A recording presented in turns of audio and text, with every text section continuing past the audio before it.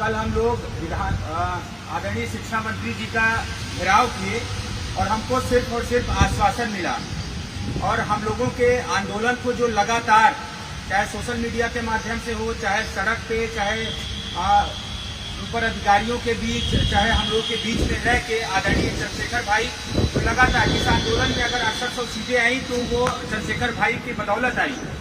हम लोगों के साथ जो संघर्ष किया भाई ने, उसकी वजह से सरकार डर गई और सरकार ने हम लोग 19,000 लोग थे लेकिन 6800 लोगों को न्याय देने की बात कही, लेकिन वही चुनाव का जुमला। लेकिन फिर भाई आज एक बार फिर से मैदान में हम लोगों के साथ है और उन्होंने हम लोगों से वादा किया कि जिस तरीके से इस पूरे इको गार्डन को हम लोग भर दिए थे और सरकार को झुकाए थे, उसी पूरे जोश और जुनून जज्बे के साथ इस आताताई सरकार को फिर से भाई झुकाएंगे और अब की बार हम लोग फिर से विधानसभा घेराव करेंगे भाई के मार्गदर्शन में, भाई के साथ और सहयोग से। तो ये सरकार ये समझ ले कि पिछड़े और दलितों का हक अधिकार अगर छीनेगी तो हर वो दलित पिछड़ा बच्चा अपने अधिकार के लिए जागेगा, क्योंकि हम लोग बाबा साहब के जानने वाले हैं, बाबा साहब को मानने वाले हैं, बाबा साहब के दिए हुए अधिकार को बचाने वाले लोग हैं। इस वजह से हम लोग कभी भी पीछे नहीं हटेंगे। आगे की बात हमारे चंद्रशेखर भाई रखेंगे, हम लोगों को मार्गदर्शन करेंगे। जो भी होगा हम लोग जिस तरीके से लगातार संघर्ष करते रहेंगे। लंबे समय से हम लोग आगे गए। पिछली बार सबसे बुरा ये है कि लोकतंत्र में प्रदेश के मुखिया अगर झूठ बोले, इस प्रदेश के मुख्यमंत्री जिन्होंने वादा किया कि हम 69,000 शिक्षक भर्ती में जो घोटाला हुआ है उसको बेनकाब करके उन बच्चों को नौकरियां देंगे।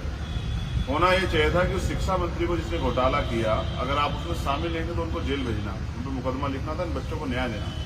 लेकिन 2 साल से बच्चे यहाँ इको गार्डन में अपने परिवार को छोड़ के इस अन्याय के खिलाफ लड़ाई लड़ रहे हैं। ये काम सरकार का है।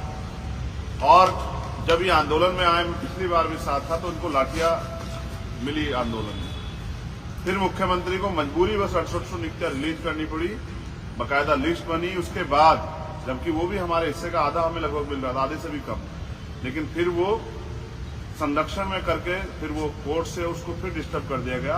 मैं फिर इनके साथ हूं और मेरा ये मानना है कि इस बार सरकार ऐसे नहीं सुनेगी।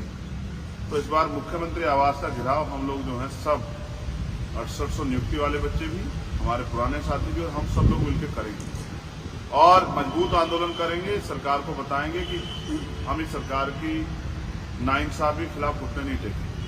ये बच्चे जो यहाँ इको गार्डन पढ़े, इनके परिवार भी दुखी है, ये भी दुखी है और सरकार चैन से सो रही है। सरकार के मंत्री हमारे घरों में खाना खा के जाके दिखाते हैं कि हम हितैषी हैं।